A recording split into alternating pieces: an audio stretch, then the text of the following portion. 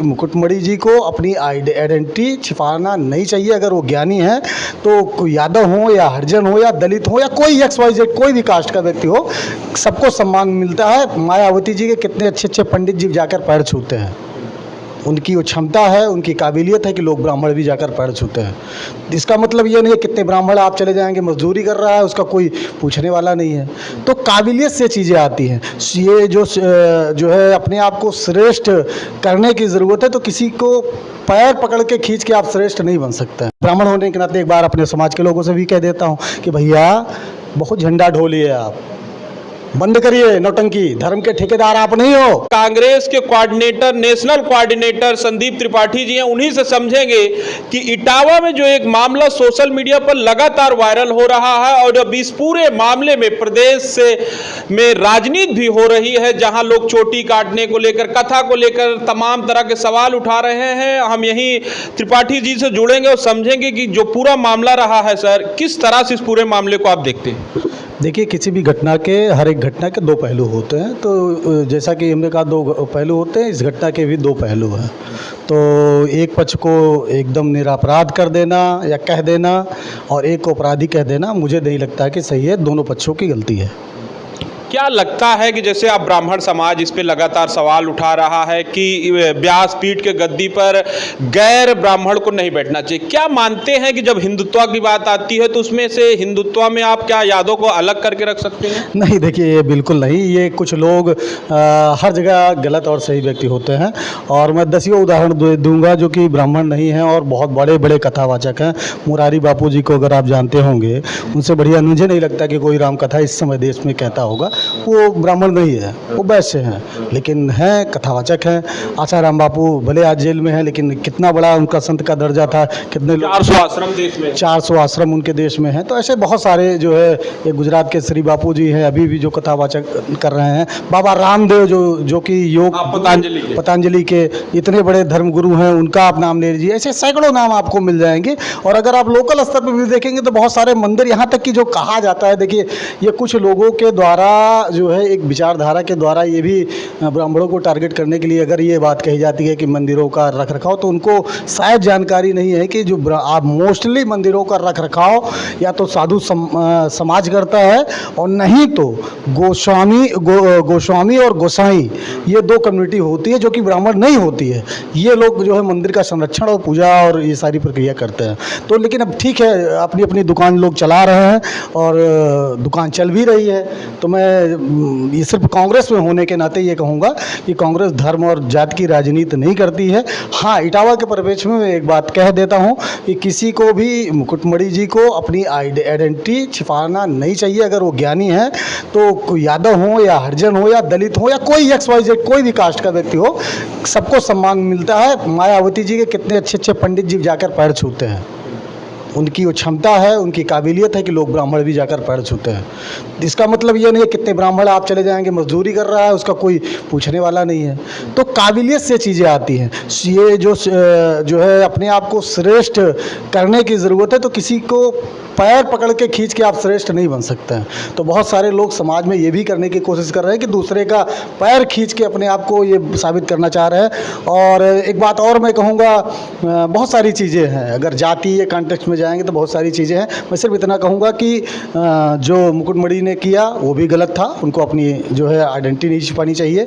और जिन लोगों ने उनकी चुटिया काटने का काम या जिस तरीके से अभद्रता की, वो भी नहीं होना चाहिए था। पुलिस को बुलाना चाहिए और 420 का मुकदमा लिख के उनको जेल भेजा जाता। आज वो जाकर जो अखिलेश के कार्यालय में ढोलक बजाकर गायन कर रहे हैं, वो अभी जेल के हवा खा रहे होते अगर संवैधानिक तरीके से अगर काम किया गया होता तो।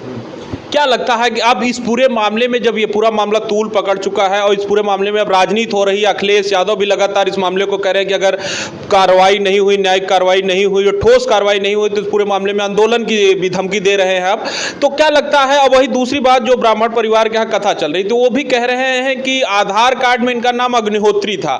ये कंट्राडिक्शन भी सामने आ रही है कि जाति को लेकर छिपाया गया है। तो क्या ये करना चाहिए था जो यादव थे व्यासपीठ पे? नहीं, हमने यही कहा ना कि उनको आईडी बिल्कुल नहीं छिपानी चाहिए थी, अपनी पहचान बिल्कुल नहीं छिपानी चाहिए थी।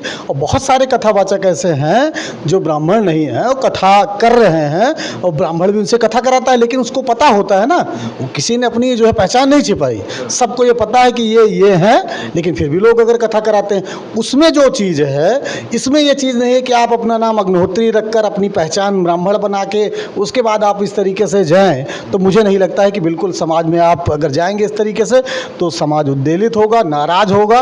और कहीं ना कहीं कुछ ब्राह्मण के लड़कों ने जो कानून को अपने हाथ में लिया, अगर इसको लेने के बजाय अगर पुलिस बुलाकर अगर जो है कानूनी कार्रवाई न्यायिक प्रक्रिया में जाते तो आज जो है मुकुटमणि जी जेल में होते और उनके सहयोगी संतराम भी जेल में होते। अच्छा, अब क्या लगता है कि आप तो राजनीति से लगातार जुड़े हैं और नेशनल पार्टी में भी हैं, क्या लगता है कि अब छोटे छोटे मामलों में चाहे कौशाम्बी हो, चाहे ये मामला हो, अब इस पूरे मामले को राजनीति से जोड़ा जा रहा है? क्या घटनाएं भी अब समाज में दो वर्ग आपस में टकरा रहे हैं, एक दूसरे को गाली दे रहे हैं, सामाजिक कहीं ना कहीं विद्वेष बढ़ता जा रहा है? ये हिंदुत्व की बात करने वाले नेताओं को लगता नहीं क्या इसमें जातीय अस्मिता जाग रही है और जातियों के बीच में खाई बन रही है, इससे हिंदुत्व भी कमजोर होगा? नहीं, देखिए, हिंदुत्व जैसी चीज़ कुछ होती नहीं है। हिंदुत्व हमारे न वेद पुराण किसी भी चीज़ का ये शब्द नहीं है, ये राजनीति का गढ़ा हुआ एक शब्द है। उसी तरीके से राजनीति का गढ़ा हुआ शब्द है, जैसे कि अगर अखिलेश यादव जी को लगता है कि वो सिर्फ यादव का प्रतिनिधित्व करते हैं, या किसी को लगता है, यादव कम्युनिटी को लगता है, तो मुझे लगता है कि वो सरासर अपने आप को भ्रम में डाल रहा है। और यही कहीं ना कहीं ये दुर्भाग्य है उत्तर प्रदेश का। उत्तर प्रदेश जो कि कांग्रेस के रिज्यूम में पूरे भारतवर्ष में चौथे नंबर पर रहा करता था, आज यहाँ लोग जाकर बाहर नौकरी कर रहे हैं, और उस नौकरी करने वाले में पंडित जी भी हैं, यादव जी भी हैं, पटेल जी भी हैं, कहार भी है, सारी जातियां हैं, नाई भी है, सब जाकर आज जो है बाहर जाकर नौकरी कर रहे हैं। आप उठाकर देख लीजिएगा कि हमारे समय में गुजरात के लोग आकर, आप बनारस जाइए, गुजरात के लोग बिजनेस करने के लिए हमारे यहाँ आते थे, पंजाब के लोग हमारे यहाँ उत्तर प्रदेश में बिजनेस करने के लिए आते थे। क्यों? क्योंकि उत्तर प्रदेश में उस समय कांग्रेस की सोच थी कि धर्म और जात के आधार पर कोई काम नहीं होता था, काम होता था किसकी क्या काबिलियत है, किसकी क्षमता के आधार पर काम होता था। जब फिर ये उत्तर प्रदेश जब तक इस रास्ते पे नहीं चलेगा, मुझे नहीं लगता है कि विकास उत्तर प्रदेश का होगा। और रही बात अखिलेश जी की, अखिलेश जी ने बहुत, जब उन्होंने राजनीति की शुरुआत की थी तो वो अच्छा लगा था कि मुलायम जी से हटकर बहुत सारी चीज़ें उन्होंने की थी, लेकिन अगर मुझे लगता है कि अगर वो फिर उस ट्रैक पे जाते हैं तो दुर्भाग्यपूर्ण होगा।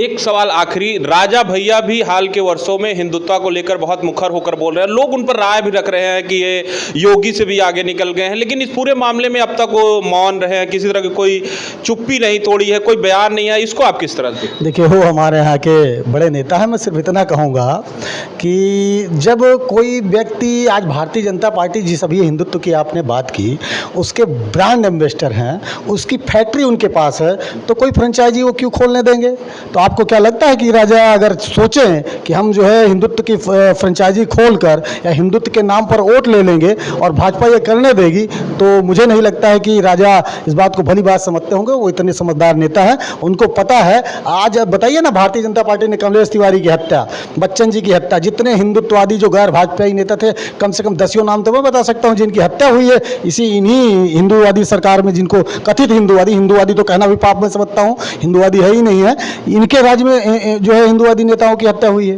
तो ये कह देना कि राजा जो है हिंदुत्व का चेहरा बन के राजनीति कर लेंगे, नहीं। राजा की सबसे बड़ी यूएसपी यही है कि वो पब्लिक के बीच में रहते हैं, लोगों की बात सुनते हैं। मुझे और नहीं लगता है कि और कोई आधार होगा जिसके आधार पर वो हिंदुत्व और ये अगड़म बगड़म की चीज़ों के आधार पर वो पब्लिक के बीच में जाएंगे। लोग छवि बनाते हैं, वो बहुत सारी छवियाँ राजा की रही हैं। अब क्या करिएगा, छवि तोड़ने के लिए राजा जाने जाते हैं, इसकी छवि को भी तोड़ के आगे बढ़ेंगे। जहाँ इसके पहले किसी भी प्रधानमंत्री ने प्रधानमंत्री बनने के बाद ये नहीं बताया है कि हम सामान्य से आते हैं, कि ओबीसी से आते हैं, कि दलित से आते हैं। पहले प्रधानमंत्री होंगे। दूसरी बात, पहले ये हमारे मुख्यमंत्री होंगे जो कि उत्तराखंड से आते हैं, हमारे प्रदेश से भी नहीं है। उसके बाद ये योगी भी हैं, योगी होने के बाद भी कहते हैं कि हमें क्षत्रिय होने पर गर्व है। ये दोनों चीज़ें आपको क्या लगता है? दोनों बातें अगर आप कह रहे हो तो कंट्रोडिक्टरी है। सही चीज़ है कि भारतीय जनता पार्टी गुमराह करने की राजनीति करती है। वो किसी को धर्म के नाम पर गुमराह करते हैं, किसी को जात के नाम पर गुमराह करते हैं। सच्चाई ये है कि ये सत्ता के लोग हैं, सत्ता ही चाहते हैं। और मैं फिर कहूँगा कि आपके माध्यम से सभी जाति और धर्म के लोगों से कि आइए हम सभी डेवलपमेंट की राजनीति करें, विकास की राजनीति करें, मुद्दों की राजनीति करें।